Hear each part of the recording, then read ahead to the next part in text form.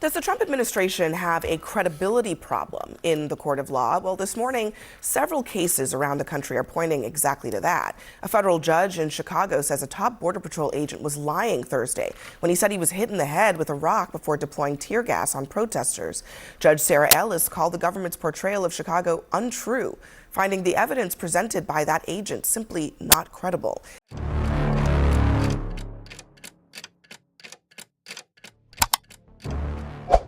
Certaines décisions judiciaires ne retiennent pas l'attention en raison du montant en jeu, mais en raison du précédent qu'elles créent au sein de la structure institutionnelle. En décembre 2025, la Cour d'appel du 11e circuit a confirmé à l'unanimité une sanction judiciaire contre le président Donald Trump et son avocate Alina Habba. La décision, rendue par un panel de 3 juges, n'impliquait pas d'accusation pénale ni de mesures de restriction immédiate de la liberté, mais elle a eu un effet tout aussi percutant. Elle a autorisé le recouvrement direct des actifs financiers et patrimoniaux du président. Le fondement de cette décision remonte à un procès intenté par Trump en 2022, dans lequel il accusait Hillary Clinton, le Comité national démocrate, d'anciens membres du FBI et d'autres entités d'avoir participé à un complot visant à le saboter politiquement. L'argument central de l'action était fondé sur la loi RICO, initialement créée pour lutter contre les organisations criminelles, et a été considéré par les instances judiciaires comme juridiquement infondé et abusif sur le plan procédural. L'impact de cet épisode ne s'est pas limité à ce qui s'est passé dans la salle à ce moment-là. Le tribunal de première instance avait déjà classé l'action comme dépourvue de fondement, sans preuve, et conçue pour alimenter les discours publics par le biais du pouvoir judiciaire. La décision de la Cour d'appel a non seulement confirmé cette interprétation, mais l'a également renforcée dans tous ses termes. Les juges qui ont réexaminé l'affaire, dont certains avaient été nommés par des administrations républicaines, ont estimé qu'il y avait un cas évident d'utilisation abusive du système judiciaire et que cela exigeait une réponse proportionnée. Le montant fixé pour la sanction dépassait 900 000 $ et devait être payé intégralement par Trump et Habba, de manière solidaire. Dans la pratique, cette solidarité signifie que le recouvrement peut être effectué à l'encontre de l'un ou de l'autre, sans partage préalable, ce qui accroît la pression financière et juridique sur les deux parties. Ce qui distingue cette affaire des autres épisodes impliquant Trump, c'est l'autorisation explicite d'utiliser des mécanismes juridiques d'exécution. Une fois la décision définitive, la partie gagnante, représentée par l'équipe juridique d'Hillary Clinton, a le droit d'enregistrer des charges réelles sur les biens du président, telles que les propriétés et les flux de revenus liés à ces entreprises. Cela signifie que des biens immobiliers de grande valeur, tels que Mar-a-Lago, peuvent voir leur capacité de mouvement compromise. Avec un privilège enregistré, par exemple, un bien immobilier ne peut être vendu, refinancé ou utilisé comme garantie tant que la dette n'est pas remboursée. Pour une structure d'entreprise qui dépend d'une liquidité continue, ce blocage représente un obstacle important, rendant difficiles les opérations financières, les renégociations et le maintien du crédit. Outre les privilèges, la législation américaine prévoit d'autres outils d'exécution, tels que la saisie directe des revenus.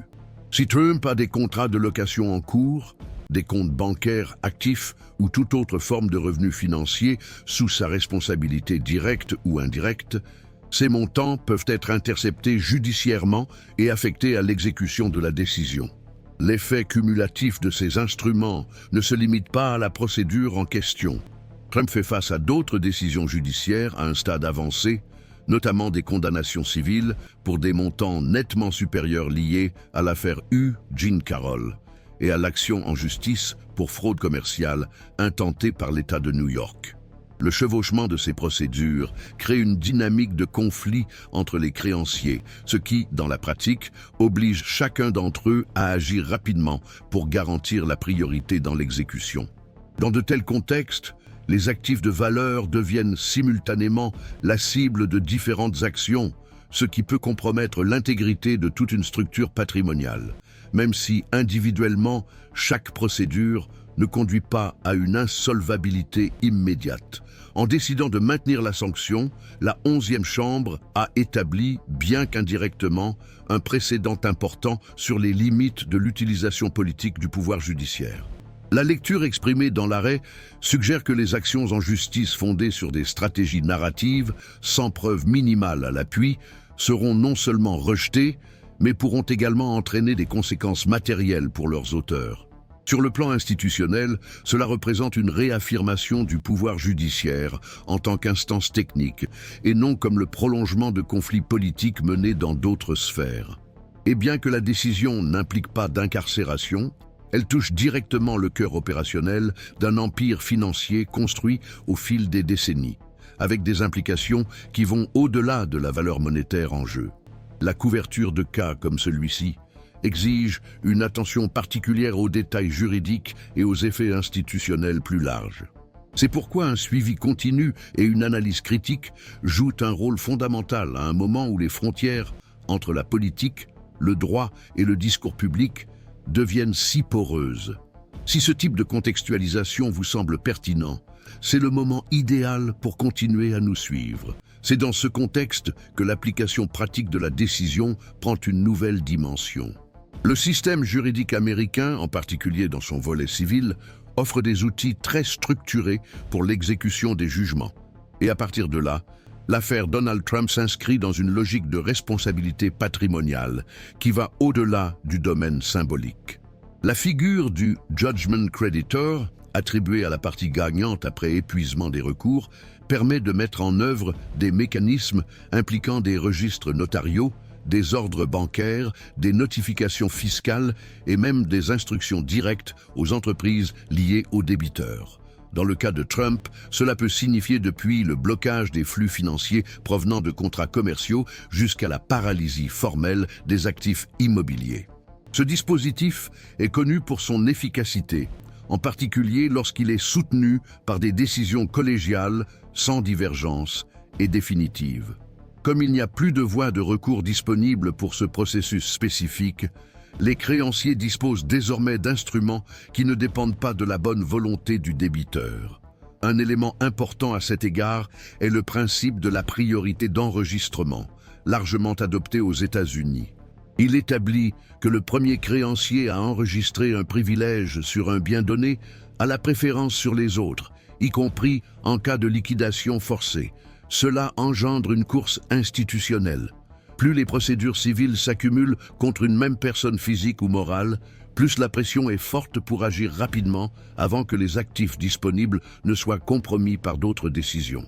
Avec plusieurs fronts juridiques encore en cours contre Trump, en particulier dans l'État de New York, la décision de la 11e circonscription s'inscrit dans une série d'actions susceptibles d'entrer en conflit les unes avec les autres. Le chevauchement des jugements, associé à la diversité des instances impliquées, crée un scénario de complexité opérationnelle qui exige non seulement une défense juridique, mais aussi une gestion patrimoniale en temps réel. Cette convergence aide à comprendre pourquoi, même dans des procédures civiles d'une valeur relativement moindre, l'exécution immédiate devient une question critique. Dans le cas de Trump, il ne s'agit pas seulement du montant en jeu, mais du précédent qu'il crée, de la fenêtre institutionnelle qu'il ouvre. La confirmation qu'une action jugée infondée et motivée par des considérations politiques peut entraîner, outre des sanctions, des restrictions sur les moyens financiers d'un président, témoigne d'une volonté croissante de la part des tribunaux de protéger le système judiciaire contre les ingérences narratives. Cela prend encore plus de poids lorsque l'on considère que la Cour d'appel responsable de la décision compte des juges nommés par l'administration Trump elle-même. Le fait que ces magistrats aient souscrit à la décision à l'unanimité écarte toute interprétation simpliste de partisanerie et renforce l'impression que la réponse institutionnelle était fondée sur des critères techniques et non sur des alignements politiques. D'un point de vue juridique, l'application de la sanction renforce le rôle de la doctrine des actes frivoles, un principe qui permet aux tribunaux de réprimer par des sanctions financières l'utilisation du système à des fins qui ne sont pas conformes à l'esprit de la procédure régulière. Bien qu'il ne s'agisse pas d'un dispositif nouveau, son application dans des affaires à forte visibilité politique est relativement rare. En effet, Les tribunaux font traditionnellement preuve de prudence lorsqu'ils jugent des litiges impliquant des acteurs ayant une grande influence publique, même lorsque le contenu juridique des actions est discutable. Le mouvement récent semble toutefois indiquer un changement de cap. Dans des affaires successives, le pouvoir judiciaire s'est montré moins tolérant à l'égard des stratégies visant à générer un impact politique à partir de la judiciarisation de questions manifestement inconsistantes. La décision de la 11e Chambre s'inscrit dans cet ensemble de réponses institutionnelles plus assertives. Il est important de souligner que la jurisprudence américaine ne fonctionne pas par imposition centralisée, mais par formation progressive à partir de décisions rendues par différents tribunaux qui définissent peu à peu des normes. L'affaire Trump contre Clinton, bien que spécifique, peut être citée dans d'autres actions futures comme référence pour des comportements considérés comme abusifs. Cela élargit la portée de la décision bien au-delà du litige initial. Et cela génère, par conséquent, un effet pédagogique au sein même de la communauté juridique. Les avocats, les cabinets et les consultants commencent à revoir leurs limites d'action lorsqu'ils comprennent que le coût d'une stratégie considérée comme frivole peut également peser sur leurs propres actifs. La notion de responsabilité solidaire, réaffirmée dans cette décision, contribue à renforcer ce changement d'attitude. La tension institutionnelle provoquée par ce type de décision ne réside pas seulement dans la perception elle-même, mais dans ce qu'elle révèle sur la situation actuelle du système juridique. Lorsque les cours d'appel indiquent sans hésitation que certaines actions dépassent les limites de la légalité et doivent être punies financièrement, nous sommes face à une tentative claire de protéger la crédibilité du système, même si cela implique des conséquences importantes pour des personnalités publiques de renommée nationale. En agissant ainsi, le pouvoir judiciaire envoie un message non seulement à Trump, mais à l'ensemble du spectre politique. L'utilisation des institutions a un coût, et ce coût sera facturé en cas de détournement de finalité. Dans des scénarios comme celui-ci, où l'action des différentes branches du système s'entremêle avec d'intenses disputes publiques, il devient encore plus nécessaire de suivre attentivement l'évolution des faits et les interprétations qui émergent de décisions apparemment techniques. C'est pourquoi il est essentiel de se concentrer sur des analyses qui croisent le contexte, la légalité et la dynamique institutionnelle pour comprendre ce qui est réellement en jeu. Il existe encore un désaccord quant à la portée réelle de la décision rendue par la 11e Chambre d'appel. Et c'est précisément dans cet espace d'interprétation ouverte que les tensions institutionnelles deviennent plus complexes.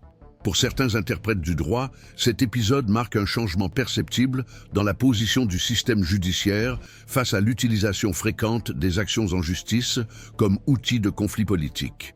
Dans cette optique, la décision indiquerait qu'il existe une limite institutionnelle aux pratiques qui recourent à la procédure régulière, non pas comme moyen légitime de résolution des conflits, mais comme instrument de projection symbolique et de construction narrative.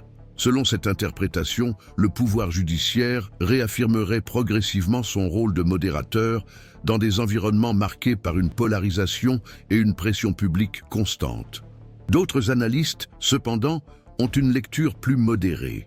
Ils font valoir que bien que la décision représente une réponse ferme à un cas spécifique, elle ne s'attaque pas aux problèmes structurels sous-jacents.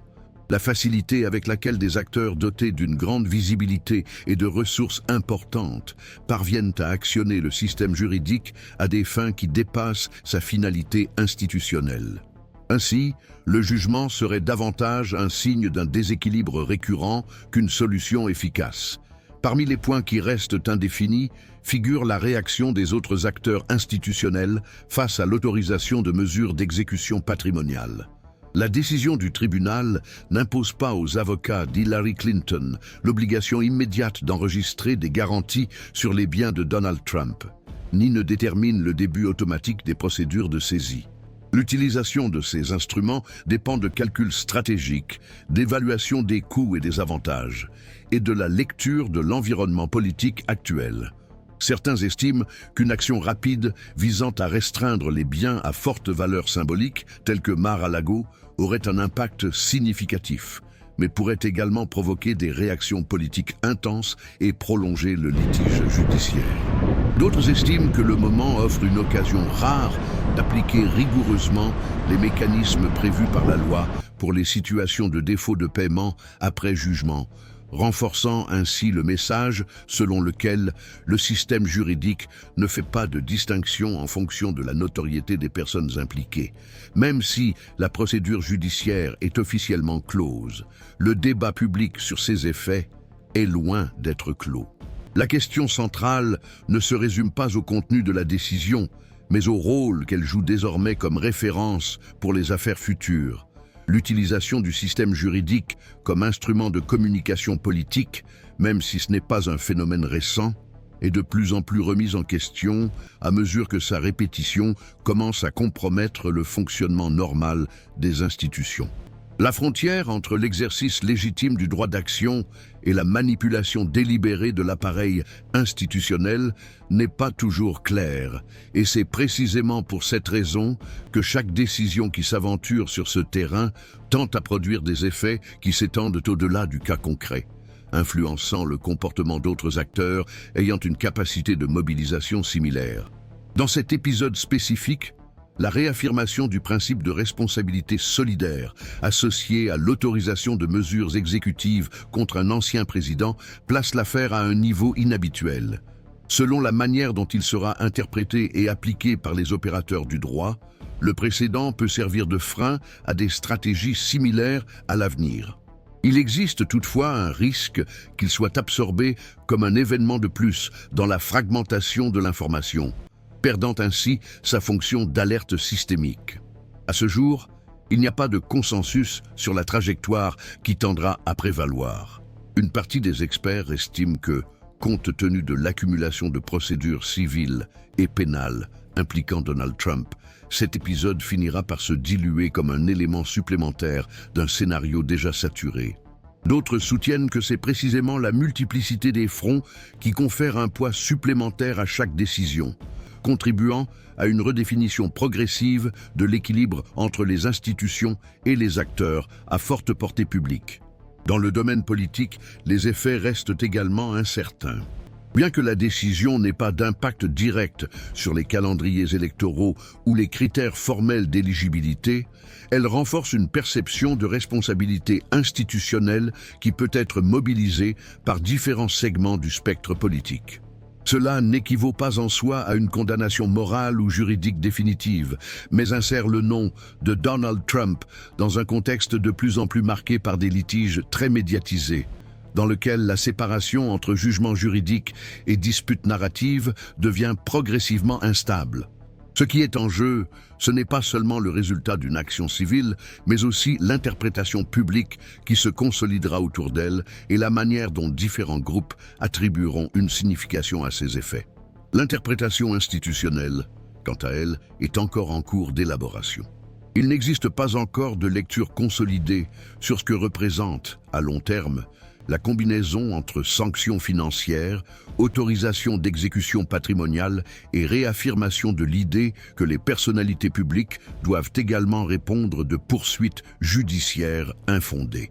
Le débat actuel consiste à évaluer si le pouvoir judiciaire est en train d'établir une nouvelle norme de réponse aux abus procéduraux, ou s'il s'agit d'un épisode isolé, dont l'impact sera absorbé par les litiges plus larges qui entourent l'ancien président. C'est dans cette ambiguïté que réside le principal défi, capter les signaux émis par le système sans y projeter de conclusion définitive. Ce qui apparaît aujourd'hui comme un cas unique pourrait, avec le temps, se révéler être un tournant important, ou simplement un chapitre supplémentaire d'un processus plus large de reconfiguration institutionnelle. Pour l'instant, ce que l'on peut affirmer avec plus de certitude, c'est que cet épisode a élargi le champ d'action des créanciers et réduit la marge de manœuvre de la défense pour invoquer des exceptions juridiques. Pour ceux qui suivent de manière critique les développements institutionnels et cherchent à comprendre ce que chaque décision révèle sur le fonctionnement concret du système, il s'agit d'un domaine qui exige une attention constante. Nous continuerons à observer, analyser et relier les événements sans anticiper les conclusions, en suivant simplement ce qui bouge effectivement,